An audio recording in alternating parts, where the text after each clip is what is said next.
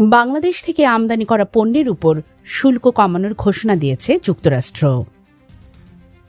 স্থানীয় সময় বৃহস্পতিবার ৩১ জুলাই মার্কিন প্রেসিডেন্ট ডোনাল্ড ট্রাম্পের এক নির্বাহী আদেশে নতুন এই হার ঘোষণা করা হয়। খবর রয়টার্সের। যুক্তরাষ্ট্রের ৩ মাসের সময়সীমা গত ৯ জুলাই শেষ হয়। এর আগের দিন বাংলাদেশের অন্তর্বর্তী সরকারের প্রধান উপদেষ্টা অধ্যাপক মোহাম্মদ ইউনুসকে চিঠি দিয়ে ট্রাম্প জানান, বাংলাদেশের পাল্টা শুল্ক ২% কমিয়ে ৩৫% করা হয়েছে। যদিও ৯ জুলাইয়ের পর পাল্টা শুল্ক কার্যকর করেনি মার্কিন প্রশাসন। শুল্কের হার কমাতে যুক্তরাষ্ট্রের সঙ্গে একটি বাণিজ্য চুক্তির জন্য ৩১ জুলাই পর্যন্ত বিভিন্ন দেশকে সময় দেওয়া হয়। ট্রাম্পের ওই নির্বাহী আদেশে বাংলাদেশ ছাড়াও কয়েক ডজন দেশের উপর মার্কিন শুল্কের হার তুলে ধরা হয়েছে। বাকি দেশগুলোর মধ্যে পাকিস্তানের উপর ১৯%, আফগানিস্তানের উপর ১৫%, ভারতের উপর ২৫%, ব্রাজিলের উপর 10%, ইন্দোনেশিয়ার উপর ১৯%, মালয়েশিয়ার উপর ১৯%, মিয়ানমারের উপর ৪০%, ফিলিপাইনের উপর ১৯%,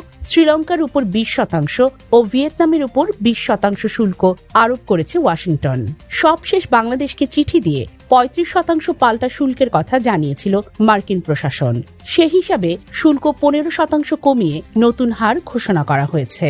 ট্রাম্পের ওই নির্বাহী আদেশ হোয়াইট হাউসের ওয়েবসাইটে প্রকাশ করা হয়েছে। মোহাম্মদ কাবির, আন্তর্জাতিক ডেস্ক, দোয়েল নিউজ।